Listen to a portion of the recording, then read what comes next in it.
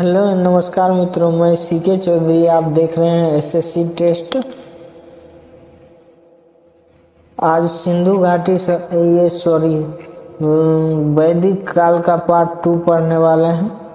Part 1 मैंने already पढ़ चुका हूं। पार्ट 1 का मैं डिस्क्रिप्शन में दे दूंगा लिंक, आप वहां से जाके पार्ट 1 देख सकते हैं। ये पार्ट 2 है। तो इसे देख लेते हैं। वैदिक काल का ये पार्ट 2 है। तो आप हमारे चैनल पर न्यू हैं तो एक लाइक कर दें और चैनल को सब्सक्राइब कर लें।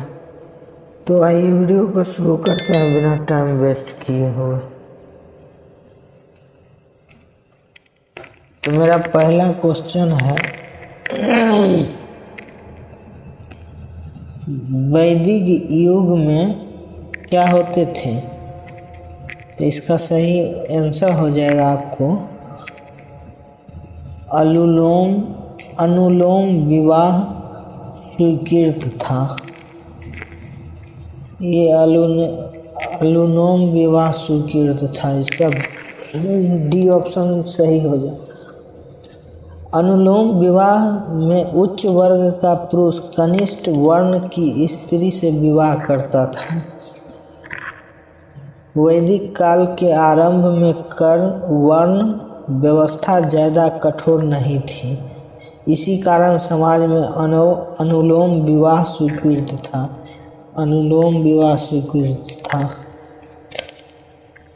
चलते हैं नेक्स्ट क्वेश्चन की ओर। 17 नंबर क्वेश्चन मिसिंग है। 18 नंबर क्वेश्चन देख लो।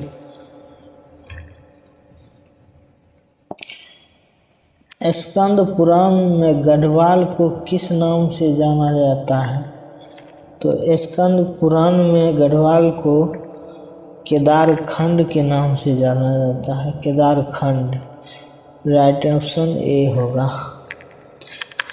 स्कंद पुराण में गढ़वाल को केदारखंड और कुमाऊं को मानस खंड कहा गया है।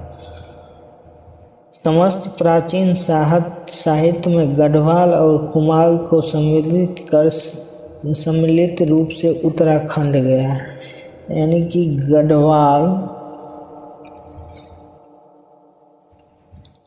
और कुमाऊं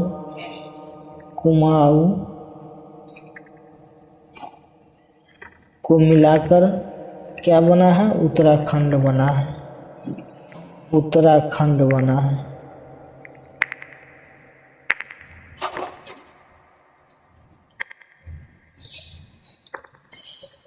चलते हैं नेक्स्ट क्वेश्चन की ओर। मेरा अगला क्वेश्चन है,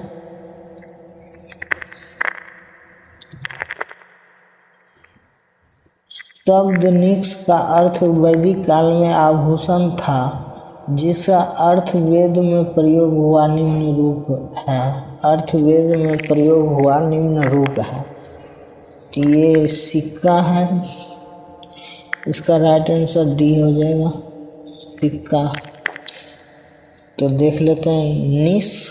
निष्क शब्द का प्रयोग प्रारंभिक रूप से वैदिक काल में हार जैसे किसी स्वर्णाभूषण के लिए होता था। बाद में इसका प्रयोग सिक्का के संदर्भ में किया जाने लगा। तो निष्क शब्द का प्रारंभिक रूप से वैदिक काल में हार जैसे किसी आभूषण के लिए किया जाता था। चलते हैं नेक्स्ट क्वेश्चन की।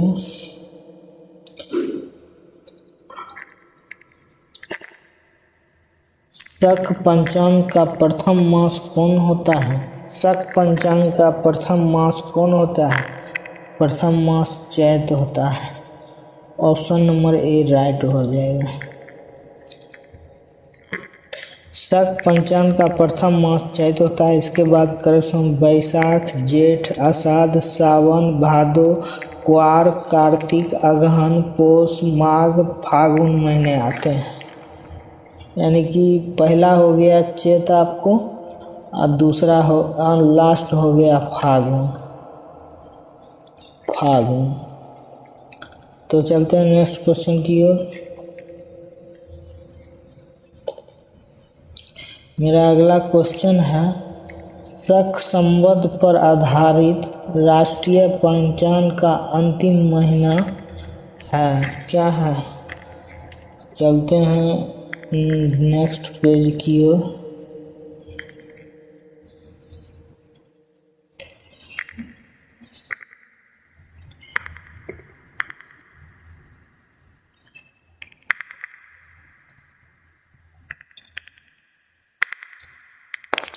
शक संवत पर आधारित राष्ट्रीय पंचांग का अंतिम महीना कौन है?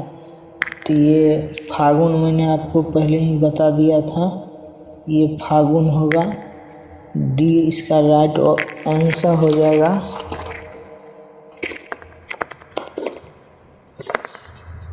चलते हैं नेक्स्ट क्वेश्चन भी हो। ऋग्वेद में वर्णित देवताओं में सबसे प्रमुख देवता कौन थे? ऋग्वेद में वर्णित देवताओं सबसे प्रमुख देवता इंद्र थे। इसका राइट आंसर ए हो जाएगा, इंद्र।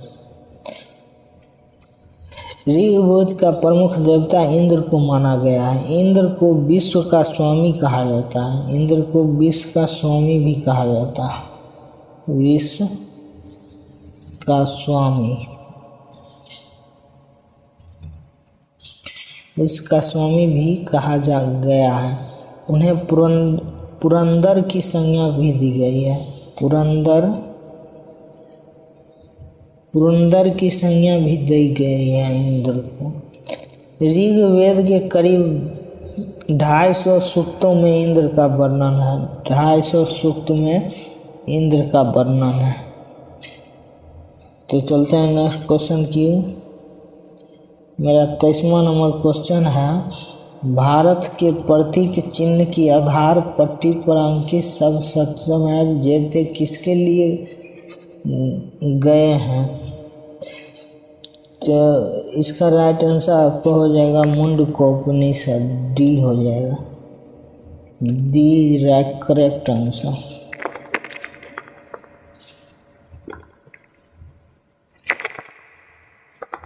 प्राचीन भारतीय उपनिषदों में अध्यात्मक की चर्चाएं की गई है। मुंडकोपनिषद में सत्य के महत्व को बसाने के लिए सत्यमेव जयते शब्द का प्रयोग किया।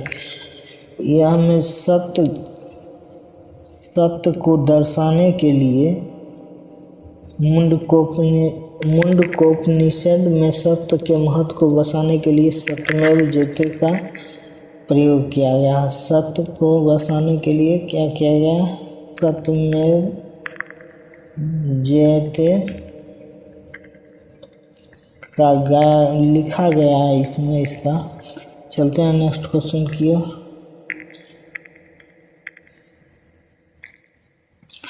मेरा 24 नंबर क्वेश्चन है, ऋग्वैदिक काल के लोग किस देवता में ज़्यादा विश्वास करते थे?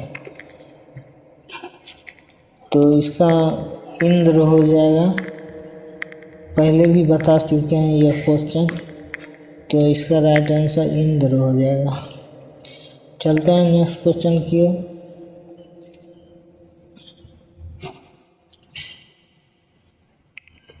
किस देवता के लिए ऋग्वेद में पुरंदर शब्द का प्रयोग हुआ है? तो ये भी बता चुके हैं, इंद्र हो जाएगा। ऑप्शन नंबर 1 हो जाएगा। अब चलते हैं दूसरा पेज पर।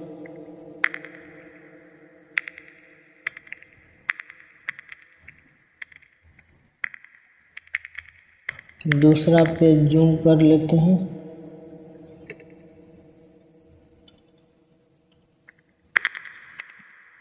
सत्ताईस नंबर क्वेश्चन है, हिंदू मित्रक शास्त्र में कितने पुराण हैं?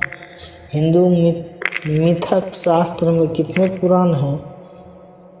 तो हिंदू मिथक शास्त्र में 18 पुराण हैं। 18 पुराण हैं। इसका राइट आंसर ए हो जाएगा। तो 27 का हिंदू मिथक शास्त्र में कितने पुराण हैं? तो 18 हैं। चलते हैं 28 नंबर क्वेश्चन की ओर। तो 28 नंबर मेरा क्वेश्चन है,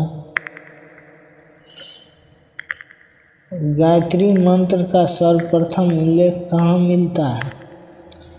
गायत्री मंत्र का सर्वप्रथम उल्लेख ऋग्वेद में मिलता है। Option number A is right correct. चलते हैं, माँ गायत्री मंत्र का सर्वोत्तम उल्लेख ऋग्वेद में मिलता है। चलते हैं 29 नंबर क्वेश्चन की ओर। शक संवत जो 78 ईसा पूर्व ईस्वी से प्रारंभ होता है,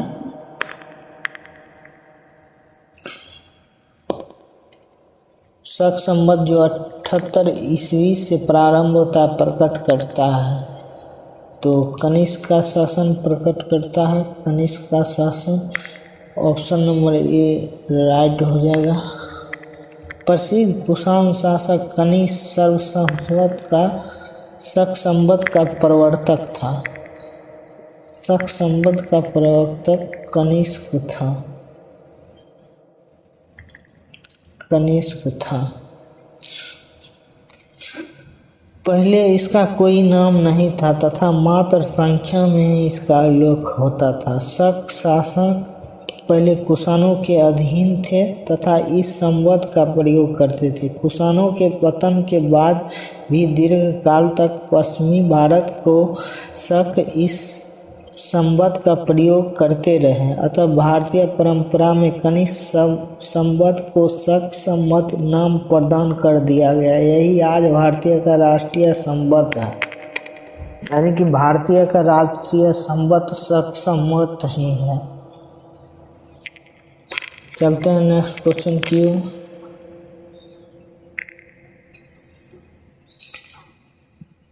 वैदिक धर्म का मुख्य लक्षण इनमें से किसकी उपासना थी? वैदिक धर्म का मुख्य लक्षण इनमें से किसकी उपासना थी? तो प्रकृति की थी। ऑप्शन नंबर ए सही हो जाएगा।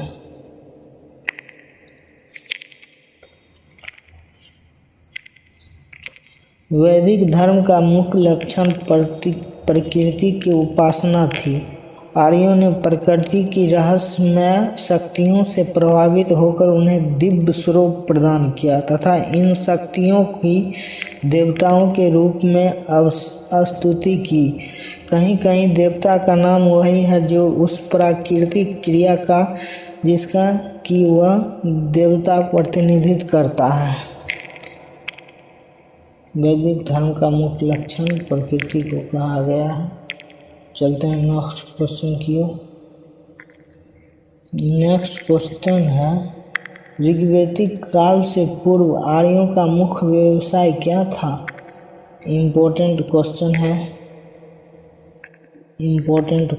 है। तो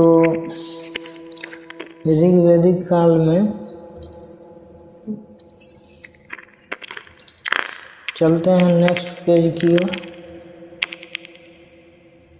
मेरा लास्ट पेज है, इसे जूम कर लेते हैं।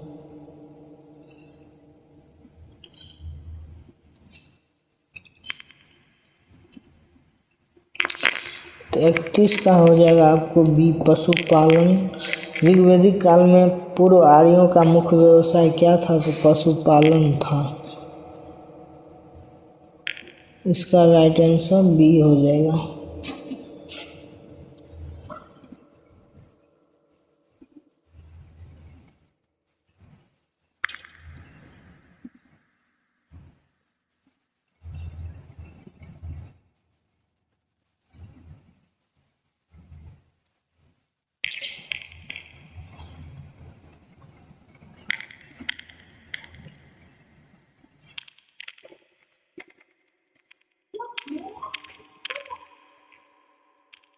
चलते हैं नेक्स्ट क्वेश्चन की ओर। मेरा लास्ट क्वेश्चन है, पाणिनि किस विषय से प्रसिद्ध विद्वान थे? तो पाणिनि जो थे वो भाषा और व्याकरण के विद्वान थे। भाषा और व्याकरण के विद्वान थे। ए इज राइट ऑप्शन।